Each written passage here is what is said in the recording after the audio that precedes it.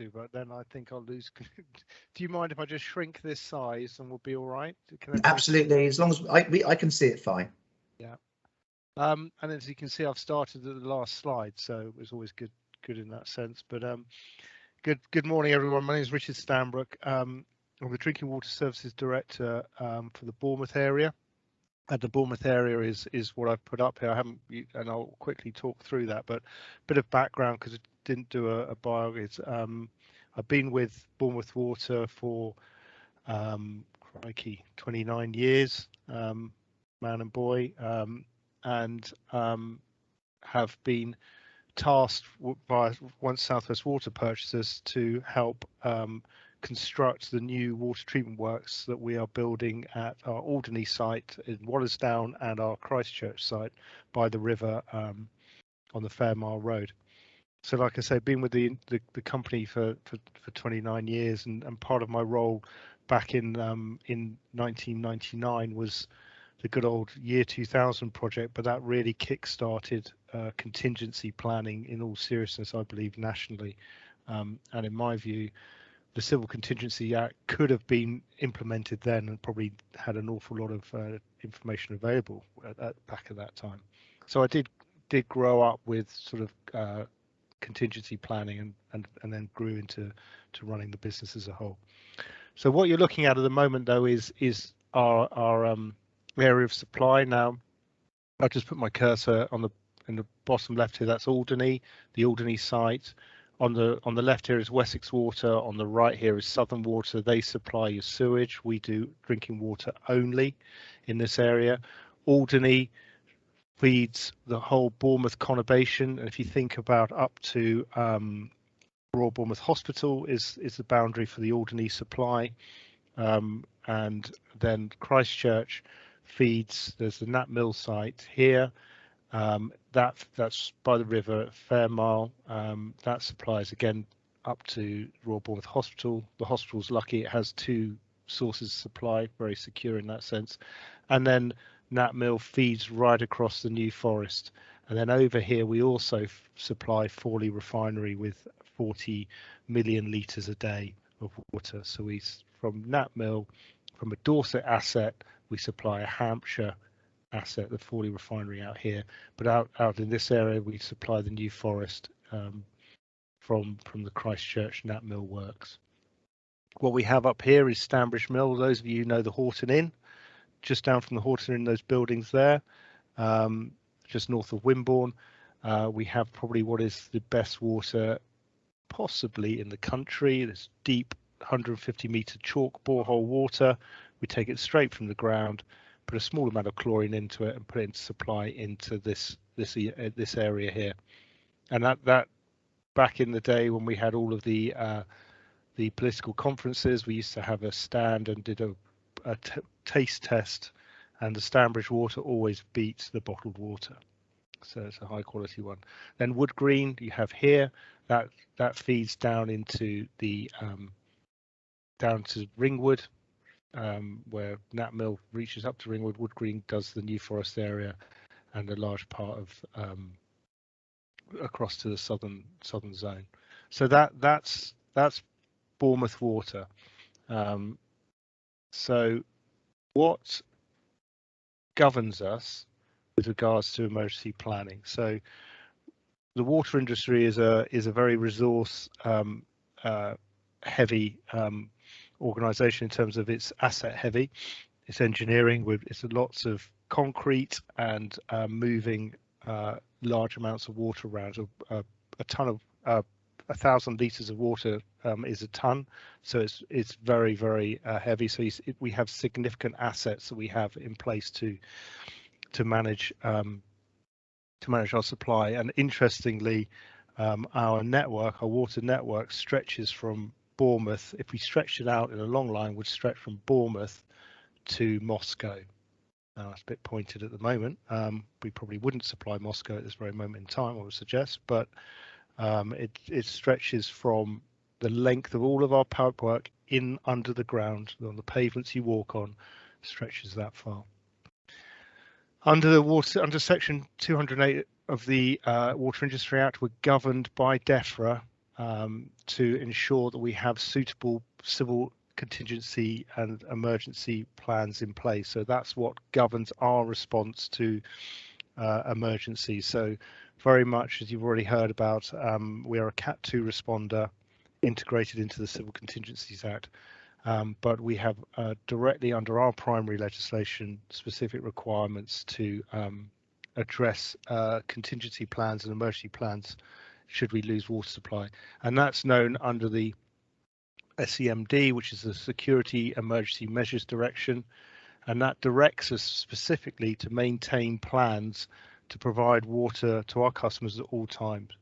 And it means that we have to risk assess everything we do in terms of our water supply, in terms of quality and quantity, and have plans in place should we lose an asset. So should we lose the treatment works, what happens, what can we do?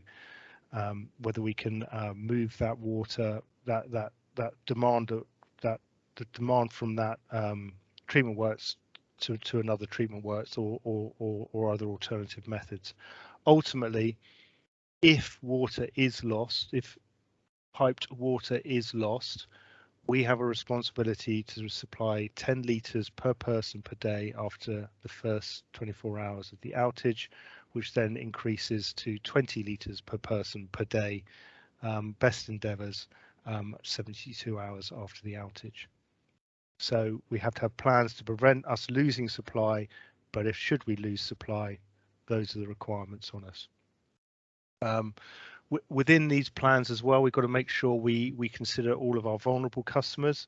So it just isn't a blanket preparation. So you heard me talk about Bournemouth Hospital. So as a key control for us is Bournemouth Hospital has a supply in from the Alderney works and the Nat Mill works. So should we lose one of those treatment works, Bournemouth Hospital would be it's very low risk that Bournemouth Hospital would lose its water supply. We also have to consider care homes. We have to consider people on hemodialysis. So we need to make sure if we have a problem that we have an up-to-date register of the customers, what we consider to be vulnerable customers, and we need to put strong plans in place to make sure that they get the water they need. So beyond the 10 litres per person per day. Our plans are audited annually. So we have a third-party auditor come in, and this has been since 1998.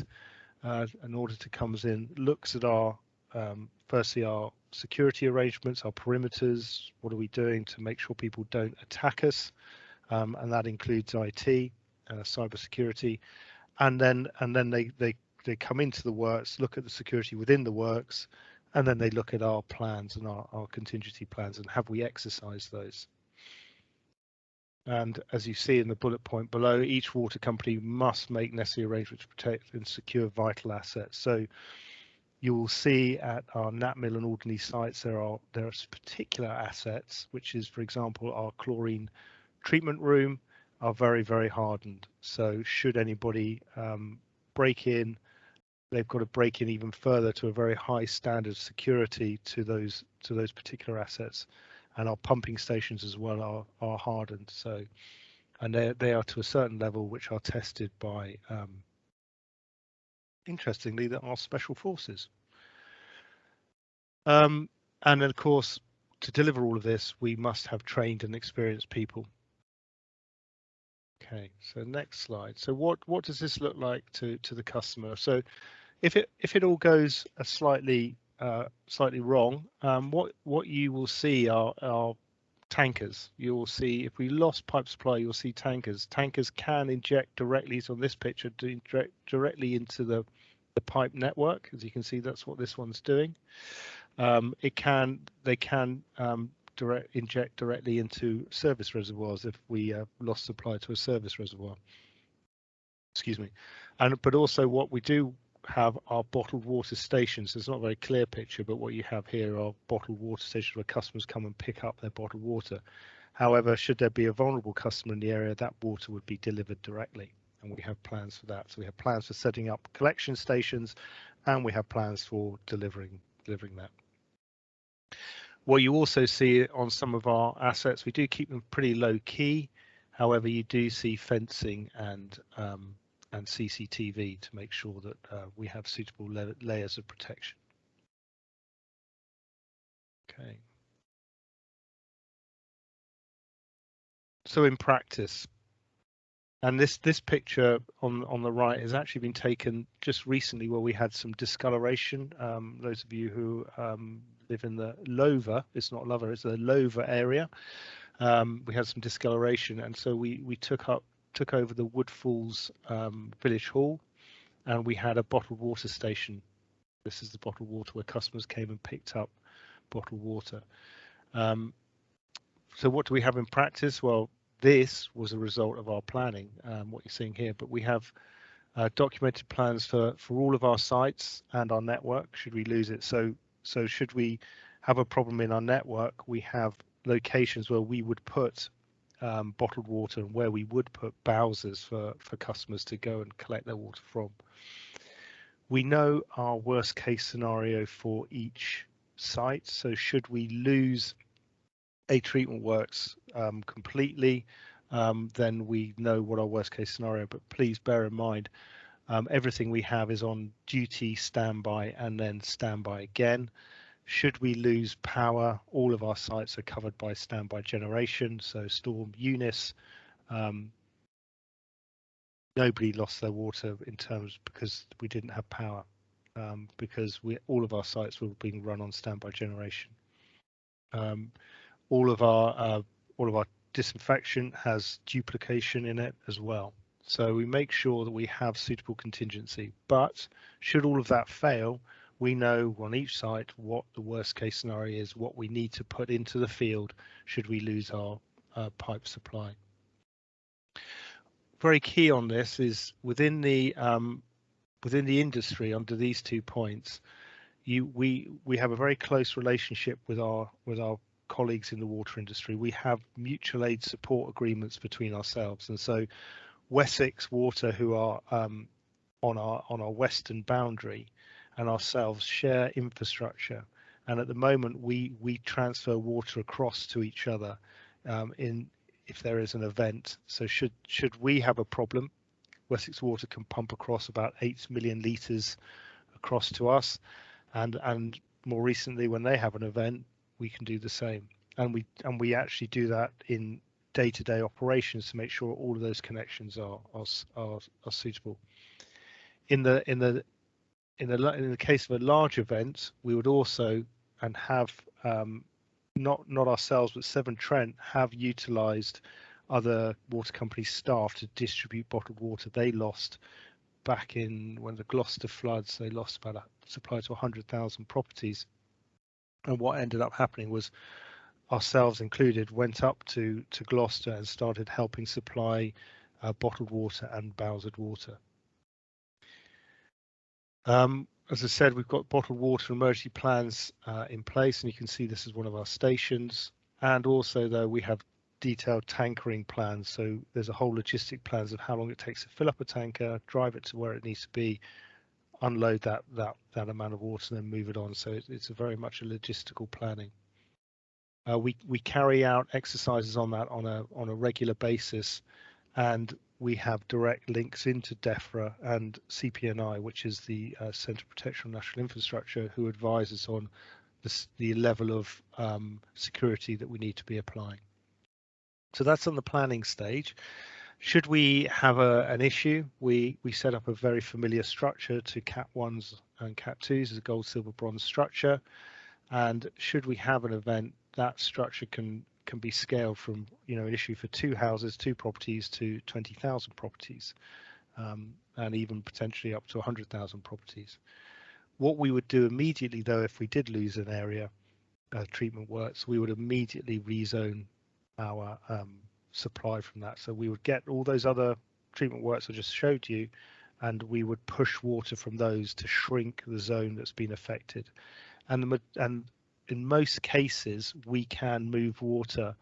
If we lost one treatment works, the other treatment works can support it. So we are in a very positive position where we can transfer an awful lot of our water around the area. We may need to take more water from some of our sites, but we'd need to seek permission from the Environment Agency to do that. And like I said, if when we do lose supply, we'd put water out, which would be in a Bowser or bottled water, and that will be delivered via pickup points you can see in the picture here, or direct delivery to our vulnerable customers.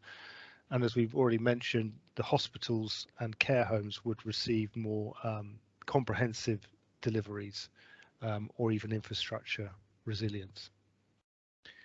Once an event's happened, what you'd see is very quick debriefing. We like to, I think I heard earlier that no event's the same. That is very much the case. So if anything happens or we had any near misses, we make sure we do a quick debrief right at the end of the event. And then a few days later, when everybody's had a chance to reflect, we do a cold debrief, pick up all the learning, put that into what we do and how we can improve ourselves. And then, as you already heard, we are part of South West Water, so we then take that learning, push it into the centre, who then cascade that learning out as well to the wider South West Water community. But also, we're very open. The industry is very open in sharing information, and if there's good learning there, we'd share that out to the wider industry as well. So I can honestly say, because I've been sat here sometimes all through the night with colleagues, but there are times when our customers wake up to have their shower and make their cup of tea, confident in their water supply and quality. And that's what happens every day. Everybody, if you think about it, every time you just turn on your tap, you take it, there it is, there's your water, you have a shower, there it is. It's healthy, it's ingested by you. And sometimes there are nights when people are running around like the proverbial swan, but we're very proud that our customers get up in the morning, they turn on their taps, and they can make their tea and they can start their day. And that's all really managed through our preventative programs. So the picture on the right are two of our guys who weren't giving flowers to each other. They were giving flowers to our neighbours after the event that we just saw, because that water distribution point did disturb the local neighbourhood. And so we did deliver a few flowers to our neighbours that we had disrupted it there. But those two gentlemen have been working all weekend to make sure water was available. But in conclusion, though, we are required and do have very comprehensive written plans, but also structural asset-based plans, and these are exercised regularly. And we do have very effective links with our partners and fellow water companies to make sure we do have mutual support. There's mutual benefit in us supporting each other. And these are often used to overcome operational challenges and also certain things like third-party damage. One of my most worrying times, I don't know if any of you live in the New Milton area, but New Milton Tower is a beautiful Victorian water tower. Somebody in their digger, when laying some concrete in a park home, dug out one of our water mains, and then they decided not to tell us. And so within 2 hours, our reservoir went from 80% full to 27% full. So we then, all through the night, had to rezone our water to make sure, again, New Milton, which was about 12,000 properties, didn't lose that water, and everybody woke up with fresh, clean drinking water. So, as I've just articulated, our teams operate 24/7, very well trained, and very much focused and proud to deliver high quality drinking water that we all drink, and I'm very pleased to say an awful lot of us take for granted, which is my main driver. So thank you. Any questions? Thanks very much, Richard. Huge amount of resilience within your service, really, isn't there? With all the backups and the standby generators, and even surprising to hear that special forces are keeping an eye on your works as well. I remember a few years back, I went to one of the water treatment places at Wallasdown, and the guys there said that the quality of the drinking water that comes out of the tap is far better than the stuff we get in bottled water. Is that true? Yes. Yeah. So It's very interesting. One drinking water inspectorate who govern our water quality. You would think that in an event they say, right, we would go to Tesco's and buy up Tesco's bottled water. We're not allowed to do that because the water in the bottled water is not drinking water standard. So Evian is not drinking water standard. You would not feed that to a young baby because of its mineral content. Bottled water goes through about 15 or so tests, and tap water goes through about 50. I know I can just see a question from Lynette. Yeah, Lynette, but, yeah. but can I just also say that, so for the price of your bottled water, your 2 litres of bottled water, you receive a ton of water to your doorstep for the price of one bottle of bottled water you purchase from the supermarket, and for the price of £1.50, we take, well, not in the Bournemouth area, but South West Water take away the muck as well. So a ton of that. And you've also got the plastic issue as well, the waste from bottled water, where you could just have, when you get a flask and fill it up from the tap. Yeah. So our bottled water that we have to we hand out is sourced from a drinking water standard plant. Yeah, lovely. Lynette's got a question. Oh, hello, good morning. Good morning. I wanted to know, we tend to filter our water through our filter jugs. Mm-hmm. Is that necessary? Is that the right thing to do, or is it just a matter of taste, or what's your recommendation for that? I would, that is very much everybody's personal taste. People sometimes like to use a Brita filter, sometimes because they have a concern about the chlorine taste. What you can do rather than have a filter is just take a jug of water, put it in the fridge, and the chlorine dissipates over a brief period of time. We do have, in our treatment process, we do have granulated activated carbon, which is exactly what is in a Brita filter. So we actually have that in our treatment process anyway before it goes into your mains. So I would never advise anybody against something would be their preference. However, the process that you put in your own house has already gone through, the water's already gone through that process, and our treatment works. Does it filter out limescale? No, hardness is, we've just got, our water quality man calls our water crazy hard. It is very hard water. Well, we think we're doing it to protect our kettle and yeah, trying to elongate its life, but obviously that isn't the case then. No. So softening is a different thing. If you've got a water softener. No, we haven't. No. No, so that requires fitting, and you still need, because water softening is slightly linked with heart disease, you do need a unsoftened source of water in your house. But that a softener would take the hardness out. Okay, lovely. Thank you. No problem.